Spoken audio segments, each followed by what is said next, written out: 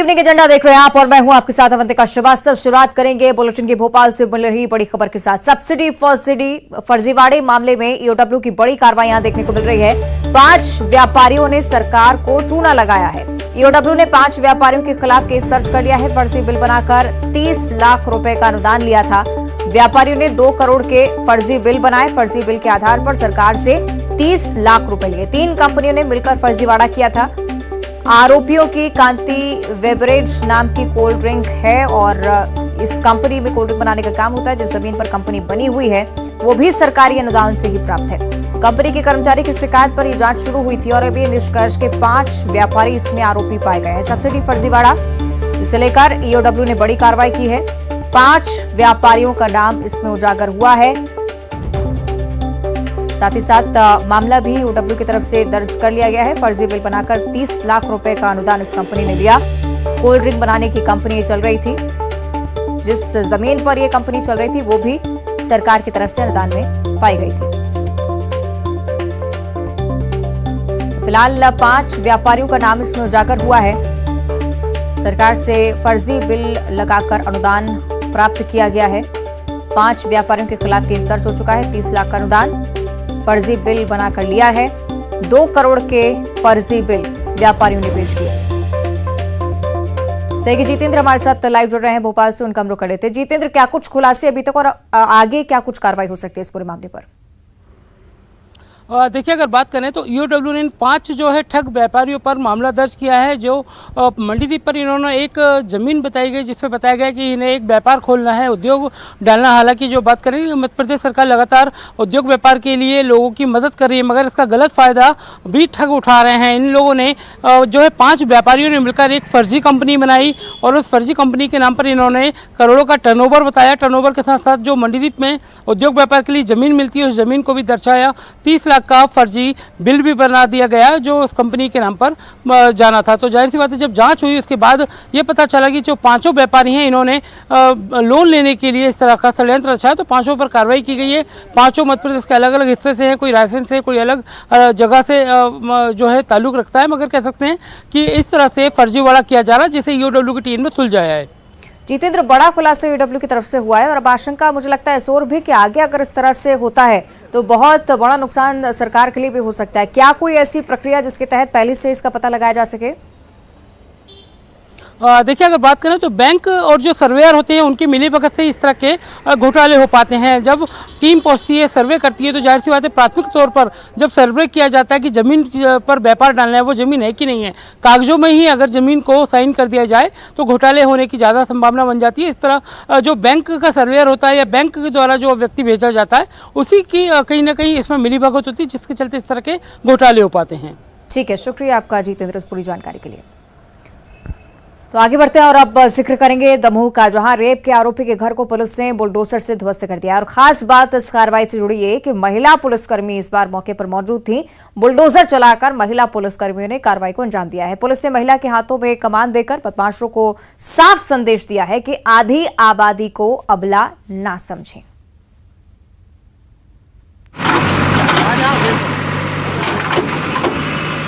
MP में मामा का bulldozer लगातार दौड़ रहा है। गुंडे बदमाशों के ठिकाने ध्वस्त किए जा रहे हैं। दमोह में भी पुलिस का बुलडोजर चला है। यहां बदमाश के घर पर पुलिस ने बुलडोजर चलाया। पुलिस ने दुष्कर्म के आरोपी का घर जमींदोज कर दिया। बुलडोजर महिला पुलिसकर्मियों ने चलाया और उस दौरान अधिकारी भी मौजूद रहे। हटा थाना क्षेत्र में पुलिस ने इस कार्रवाई को अंजाम दिया।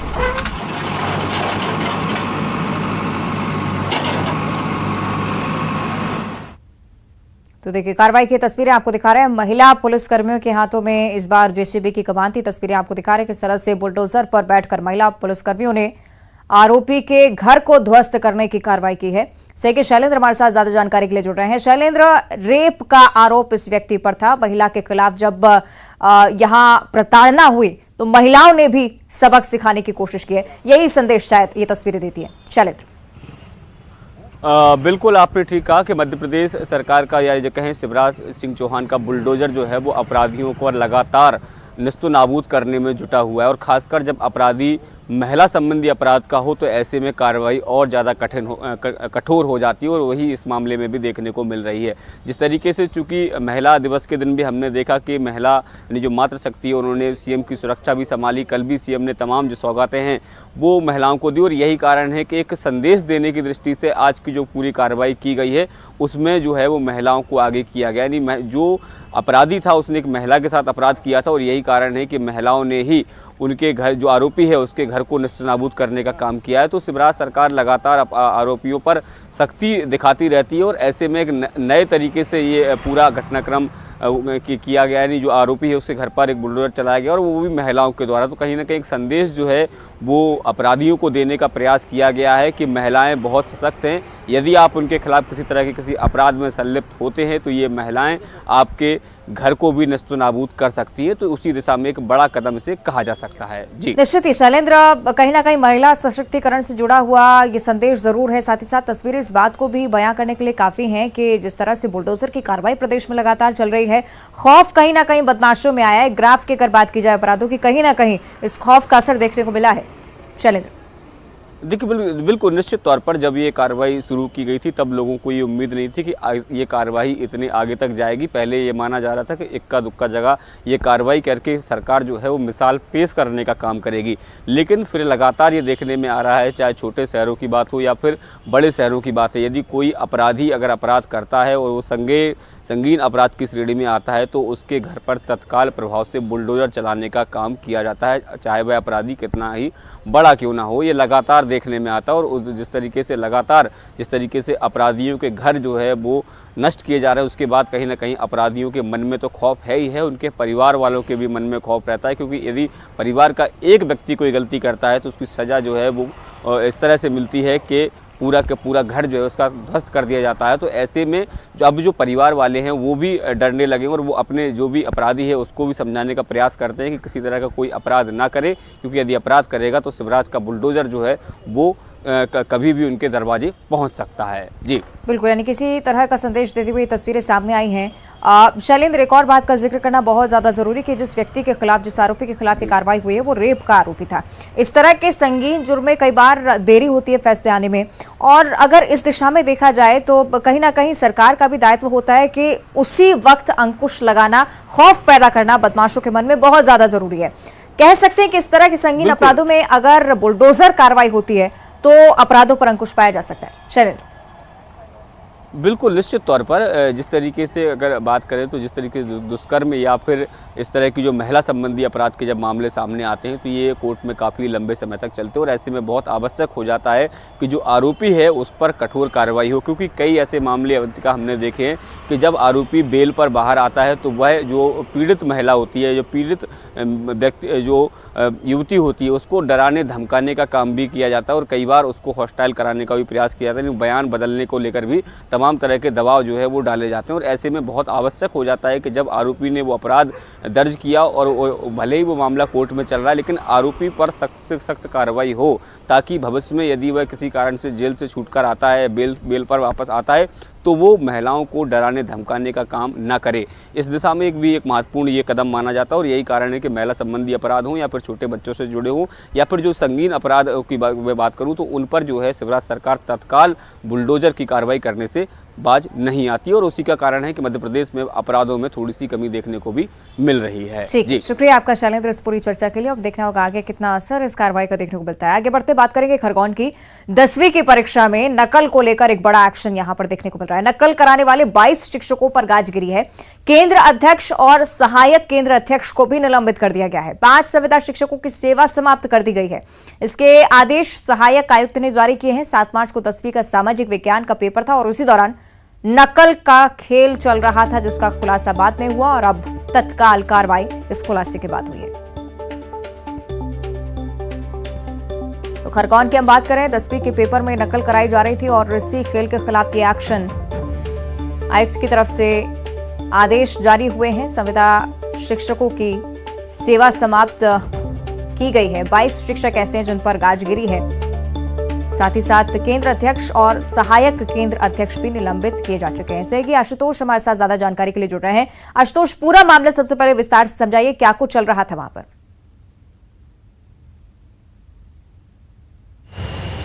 अवंतिका, मैं आपको बताना चाहूंगा, ये बोर्ड का एग्जाम चल रहा था, 10वीं का सामान्य विज्ञान का पेपर था।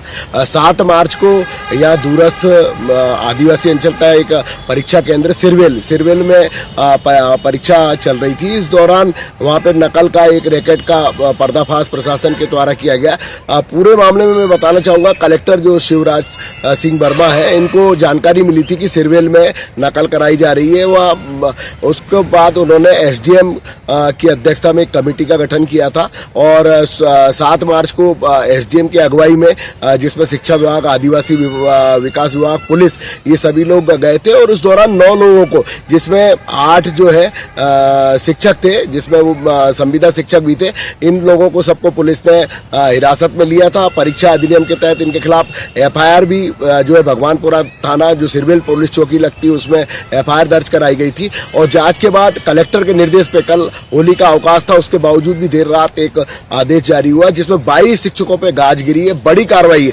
संभवतः ये कहा जा सकता है कि ये मध्य प्रदेश की सबसे बड़ी कार्रवाई हो सकती है, जिसमें 17 शिक्षकों को निलंबित कर दिया गया। वहीं जो अतिथि शिक्षक थे 5, जिनकी सेवा समाप्त की गई। तो कुल मिलाकर ये कहा जा सकता है कि जो नकल का एक रैकेट चल रहा था, उसका पर्दाफाश करने के बाद अब जो शासकीय कर्मी जिसमें इन्वॉल्व थे, उनको निलंबन की कार्रवाई की गई। और अब इसमें खास बात है, जैसे हम जो टीम के अगुवाई कर रहे थे एसडीएम ओम नारायण सिंह, उनसे हमारी बातचीत हुई तो उनका कहना है कि अभी जांच चलेगी, पुलिस अपने हिसाब से जांच करेगी और उसके अलावा प्रशासन के द्वारा भी अलग से जांच कराई जा रही है। और साथ ही ये जानकारी सामने आ रही है कि यहाँ पर जो सिरवेल का परीक्षा केंद्र है, वहां पे जो है 85%, जबकि एक छोटा सा स्कूल है, आदिवासी दूरस्थ पहाड़ी अंचल महाराष्ट्र की सीमा से लगा हुआ है, वहां पर 85% परिणाम आना, ये भी एक चौंकाने वाला तथ्य सामने आ रहा है। तो कलेक्टर शिवराज सिंह वर्मा ने कहा है इसकी पूरी जांच होगी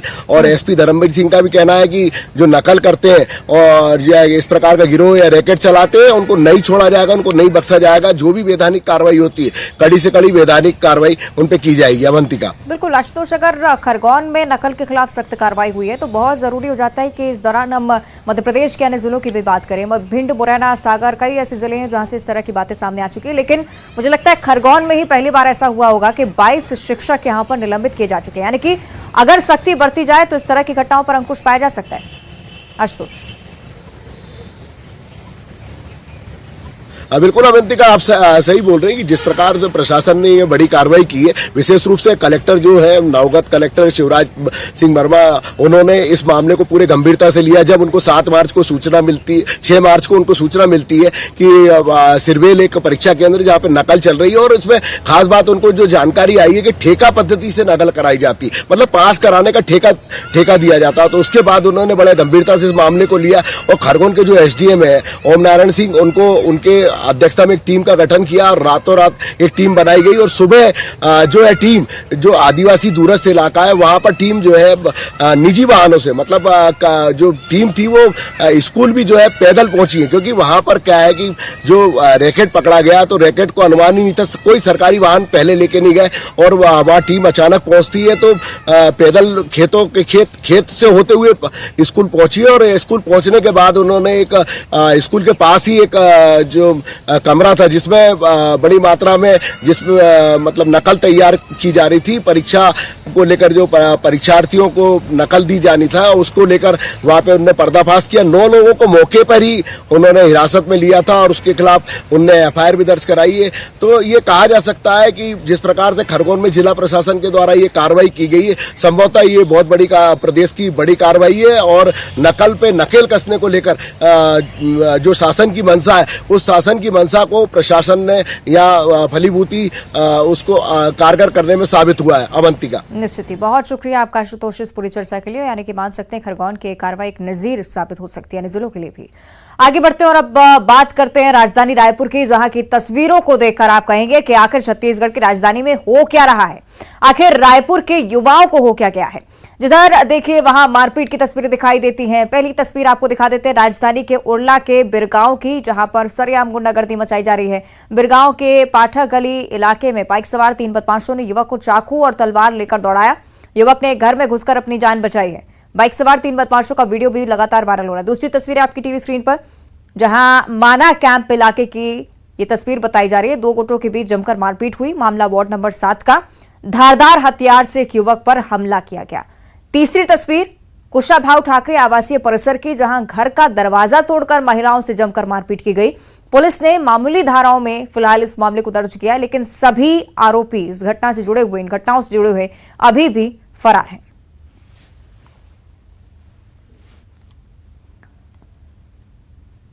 ज्यादा चर्चा के लिए सहयोगी युगल तिवारी हमारे साथ रायपुर से लाइव जुड़ रहे हैं। युगल, छत्तीसगढ़ की राजधानी की तीनों तस्वीरें, और निश्चित तौर पर चिंता पैदा करने वाली इसलिए कि राजधानी में अगर अपराध इतने बढ़ रहे हैं तो अन्य क्षेत्रों की, अन्य जिलों की क्या स्थिति होगी? युगल, देखिए अवंतिका, होली का जो माहौल था, जो दिन था, वो तो ठीक ठाक शांतिपूर्ण तरीके से निपट गया। एक छिटपुट घटनाएं हैं वो घटित हुई, लेकिन अब जो तस्वीर हैं वो सामने आ रही हैं। और इस तरह से पहली तस्वीर जो बीरगांव की है,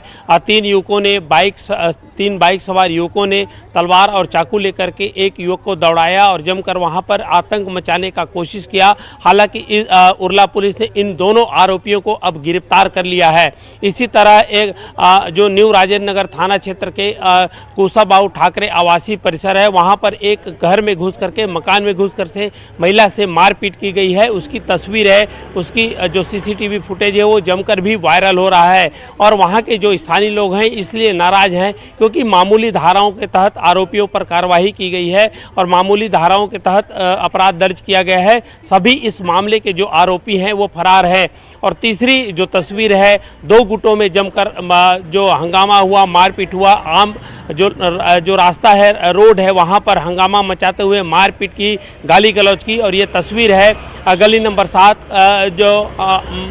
जो माना थाना क्षेत्र की है। तो इन जो आरोपी हैं उन पर अभी तक कार्रवाई की सूचना बिल्कुल नहीं मिली है। और इस तरह से जो तस्वीर है वो लगातार अब वायरल हो रही है। क्योंकि सोशल मीडिया का ज़माना है, हर लोगों के हाथ में मोबाइल है और ऐसे में इस तरह की जो तस्वीरें हैं लोग कैद कर लेते हैं और फिर बाद में ये वायरल होता है। तो पुलिस को भी इन तमाम आरोपियों पर सख्त से सख्त कार्रवाई है वो करनी चाहिए। जी, निश्चित तौर पर जब इस तरह की तस्वीरें युगल सामने आती है, सवालिया निशान खड़े होते हैं पुलिस प्रशासन की, और इसलिए अब माना जा सकता है एक बड़ी चुनौती पुलिस के लिए भी, क्योंकि तीसरी घटना जिसका हम जिक्र कर रहे हैं, बहुत मामूली सी धाराओं में केस दर्ज किया गया। क्या आप समझते हैं कि और ज्यादा सख्ती लाने की कोशिश पुलिस को भी करनी चाहिए अपने स्तर पर? जी देखिए, इससे पहले होली की तैयारी से पहले भी पुलिस ने काफ़ी चाक चौबंद व्यवस्था की थी। 1000 से अधिक पुलिस बल है वो लगाए गए थे। 60 स्थानों पर चेकिंग का काम है वो जारी था। 40 जो अलग से फ्लाइंग जो टीम है पुलिस की, गश्त की टीम, वो लगाई गई थी। जब होली के दिन था, होली के दिन में शांतिपूर्ण तरीके से निपट गया। एक पंडरी में जो हत्या की घटना है वो सामने आई। उसके बाद अमूमन तमाम क्षेत्रों में शांतिपूर्ण तरीके से होली तो निपट गया। लेकिन अब इस तरह की जो तस्वीर है अलग अलग क्षेत्रों से आ रही है, तो ये पुलिस इस मामले की तस्दीक कर रही है कि जो वीडियो है वो आज की है या फिर कल की है। तो ये कहा जा सकता है कि उरला के मामले में पुलिस ने 2 आरोपियों को गिरफ्तार किया है। अभी माना थाने में कार्रवाई की जा रही है।